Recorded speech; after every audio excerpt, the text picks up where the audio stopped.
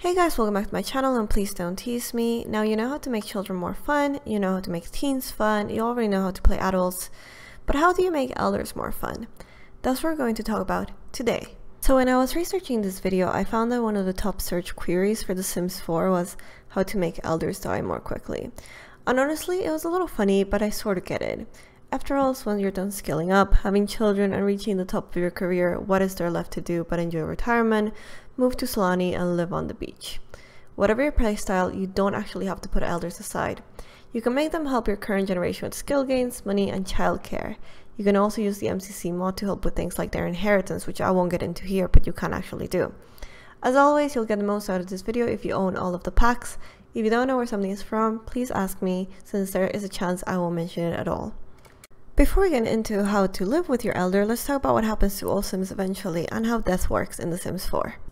So if your Sim hasn't perished due to an unfortunate accident, they're going to reach old age and eventually the Grim Reaper is going to claim their souls. Death by old age can be prevented by using different game mechanics like Ambrosia, the Potion of Youth, or the Cow Plant. However, if you are playing a legacy, chances are you don't want to keep your elder alive forever. A Sim's life comes to an end once their age bar is bubbly and filled up. In the normal lifespan, a Sim lives approximately 100 days. There is a randomness element added to this, so your Sim might have a shorter or longer life depending on a completely random role that you have nothing to do with. Your Sim will live for considerably longer if you have the long-lived reward from completing the bodybuilder aspiration. Additionally, that contributes to whether your Sim gets dangerously exhausted. Right before your Sim dies, you'll get a notification on your notification wall that says your Sim's time is almost over. Make the most of these final days. We're going to talk about how to do this, but don't panic. There are plenty of things you can do to make the most of these days. Let's talk about being dangerously exhausted for a bit. Your Sim can get dangerously exhausted when doing strenuous activities like working out or woohooing. This will lead your Sim to being very uncomfortable, and there's a chance that they're just going to keel over if you have them do something else that's strenuous. If you have your Sim woohoo and then you make them go for a jog, for instance, though the option might not show up, that is a pretty surefire way of getting them to die of exhaustion. You have plenty of things to do before your Sim dies, so let's talk about that. It's easy to accumulate material wealth in The Sims 4, but it's much harder to get prepared for being an elder in other ways. Now, you might think that the only thing your elder Sim can do is retire and walk slowly, but while it's true that elders are designed to be a little more boring compared to adults, there are many ways you can use the many skills and experiences that your Sims have accumulated in order to preserve their legacy and help your currently active Sims. I'm not going to speak about every single type of gameplay here because that would take very long, so I'm going to focus on my favorite type of gameplay, which is legacy gameplay. However, you can take some of these ideas and extrapolate them to fit in your own gameplay. On your Sim's very last birthday, the best thing to do is throw them a little party and give them a makeover. This won't do anything in terms of gameplay, but it actually makes playing with elders way more fun in my opinion, because you're going to be immediately invested in the kind of Sim that they are and how you intend to play with them as they are elders. Don't skip this step as it helps a ton with immersion, which is the biggest issue with the elders in The Sims 4.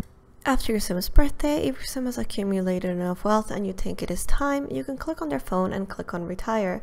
They will receive a little bit of money every day and the Sims around them will cheer for a bit. Once you are finished with your makeover, the first thing we need to talk about is your gameplay style. When it comes to elders, it's a game of diminishing returns, because unless you have a particular goal in mind, it's going to be harder to get your Sim to skill up and finish certain aspirations. Your expectations need to go from individual focused to community focused. There are several things you can do in order to preserve your legacy and maximize your gameplay with your elder, so let's talk about the steps you have to take when your Sim isn't an elder yet in order to have them contribute to the household as much as possible. As always, a good life stage starts many years before, ideally from as early as when your Sim is a toddler, but really more likely in adulthood. You might think this is pointless, but fulfilling aspirations can greatly contribute to the household you are playing in ways that can feel very real and tangible. You'll want to structure your aspirations differently depending on the kind of game you are playing, but this is how I recommend you structure aspirations in order to help your Sim's younger family members and your legacy family. The bodybuilder aspiration is a relatively straightforward aspiration, but it has a really good reward perk. Long-lived Sims are going to live far longer than the 100 days that most Sims on the normal lifespan live for, and thus spend more time helping their children, grandchildren, and their legacy. As always, remember that you can switch aspirations back and forth without any penalties. However, you want to finish this particular aspiration before your Sim turns into an elder, because it will allow them to get the long-lived aspiration reward. But when your sim is an elder, it's going to be a lot harder to work out. You don't want to leave this one until it's too late. The big happy family aspiration is a big one when it comes to having an elder because it's useful and feels embedded into your gameplay even when they've aged up. You must use the big happy family aspiration as soon as your sim turns into an adult, ideally as soon as your sim becomes a parent. This one is also great because it overlaps with the mental aspiration for children, and it helps your sim a lot with the parenting skill, all things which are going to come in handy eventually. By the time your sim is an elder, you should be a grandparent to a child with 3 friends with 3 of your own children, and have one of your children get married. Once your adult child gets married, you'll want them to move out, especially if the legacy home is getting a bit full. Just make sure that your sim gets married in the same household as their parent so that this particular aspiration can be fulfilled, as it won't happen otherwise. You are going to want to keep playing with your married couple, as the big happy family aspiration requires that your sims have grandchildren. This one is particularly useful if you want to step away from your elder for a little while, because having grandchildren is fulfilled as soon as you go back into your elder's active household. Now if your sim is an elderly sim able to get other sims pregnant, you can take a little while to fulfill this aspiration. You can also preserve your legacy's household in a different way. If you have not had time to start or keep a garden, your sim's golden years are the perfect time to do so. Your sim will get some satisfaction points from tending to their garden, they will always have something to do, and they will be securing their legacy. Having a perfect garden is a really nifty way for your descendants to make money without them having to make that much of an effort. Think of it as an inheritance, just one that comes in produce. Fabulously wealthy and mansion baron are also 2 good aspirations to consider. Now, neither one of these is my favorite aspiration. They can definitely help when it comes to leaving a monetary legacy to your family. By the time your sim reaches their elderly years, they're most likely at least in the 2nd or 3rd echelon of the fabulously wealthy aspiration. While your sim lives, they receive a certain amount of money, a return on their investment, so to speak. Mansion Baron is worse than fabulously wealthy because you only get a 10% discount on retail items once you fulfill it, and you already have a mansion, so it's kind of pointless. However, you can play this one as something your sim is trying to do before they die rather than have it be a part of their enduring legacy.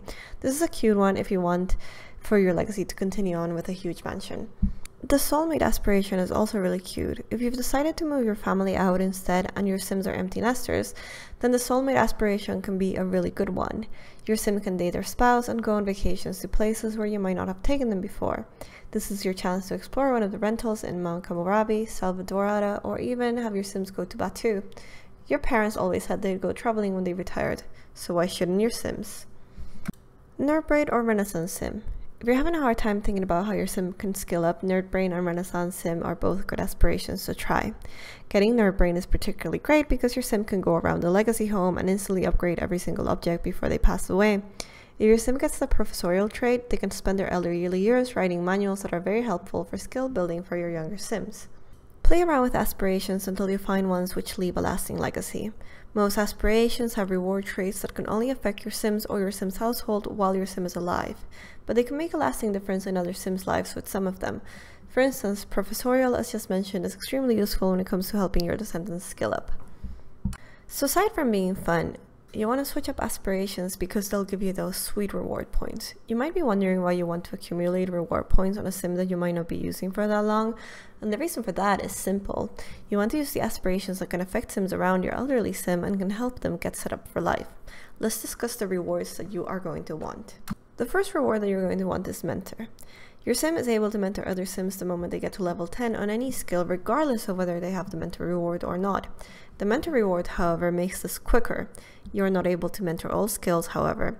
Some of the skills you can mentor, and remember this is not an exhaustive list, are handiness, fitness, guitar, logic, piano, violin, writing, and painting. Aside from helping the younger generation skill up, you want to set them up financially. You also want to get the money tree reward. That's going to go into your sim's personal inventory. You want to plant this one as soon as possible, since the better it is in quality, the more money that your sim's family is going to get. If you don't want your sims to remain in that particular lot for the rest of your gameplay, don't worry. You can put the money tree in your household inventory by clicking and dragging, and then you can plant it again when you get to your new lot. Just don't let this particular tree die. It's really hard to get back. Aside from their aspirations, you should be using the club system to have your elderly sim do things that are fun with other sims that are their age. For my own elderly sim social club, I enjoyed having my sims play chess, do gardening, be friendly with each other, and play cards. These are not necessary at all, and you can have your elder sims do basically whatever they want. But these work for me because they weren't exhausting. They help fulfill my sim social needs, and they gave my elderly sims something to do, and they help contribute towards fulfilling my sims aspirations. Plus my sims made some cute friends, and that was adorable. Aside from your friendship club, you should also have a family club. The family club can help your sims see their grandchildren more often, and once your sim has the mentor skill and is able to help other sims learn skills, you can have your sim do things like help with homework, tutor your younger sims for certain skills, or even have your elderly sims teach your younger sims how to knit, for example. These are all really cute and help your sims feel a lot more vibrant and alive. And your sim can do these things that help your sims feel like they're part of the family rather than just simply someone whose spot you want to take in the household.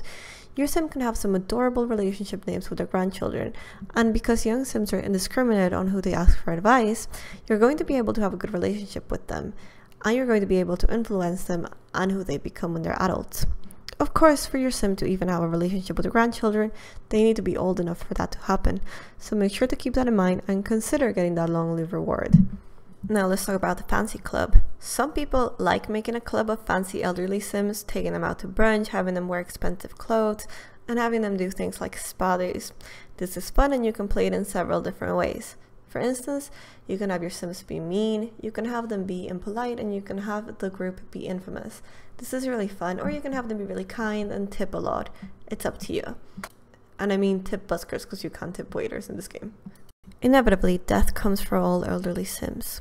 You might be able to have your sim live for a couple of extra days if one of your sim's family members pleads and asks the Grim Reaper for extra time, and the Grim Reaper just happens to be in a good mood. But it could be super disheartening to have your sim die and for their death to appear to have no consequence. It is possible without mods to have a memorial day for your sim. So let's talk about how you can do that. Click on your calendar and create a holiday for the next day. Much like in real life, your sims likely would miss school or work, so make sure to have that selected. For the traditions, you have to choose remembrance. The other ones are just up to you. I like to choose invite guests, tell stories, festive lighting, and attend holiday ceremony. For holiday ceremony, your sim will leave the lot to attend it. If you're playing your sims as a particular religious denomination, you can have them light a Knorr or a menorah. Make sure you do this for the day after your sim's death because you still want your sims to be sad when it happens. Before the holiday happens, you want to drag the urn into a sim in the family who has reached level 10 in the charisma skill. And you want to buy a podium for the household. Don't worry, you're going to be able to sell this eventually. To make it extra special, go into cast and make sure to give your sims formal outfits that are black or appropriate for mourning. If your sims family are part of a club, and they should be, go into the modify club outfits icon at the bottom of the club panel next to where it says start gathering, and make sure to click on the black button. Make sure you buy some lighter candles if you want to take part in the lighting tradition. When your sim is sad, click on the tombstone in their inventory and have them give a eulogy. When your sim is done with that, drag the tombstone out of their inventory and have the rest of your sims mourn your elder. After that, conclude your memorial ceremony however you'd like. I like to play as if the sims are telling each other stories about their dearly departed loved one around the fire or wherever they are. A memorial will allow your sim's family to say goodbye to the elder that you just played with, and it's going to make their life seem a lot more important. Your sim must be sad before they give a eulogy, however, so keep that in mind. What about you? How do you play your elders? I would love to know how you guys play your elders, what you do to make them more fun, and what kind of clubs and holidays you've created. I know some people make retirement homes, which I think is super cute, but I've just never done that yet personally. Anyway, if you liked this video and you found it useful, please subscribe, and remember, please don't tease me. I'll see you next time, and bye!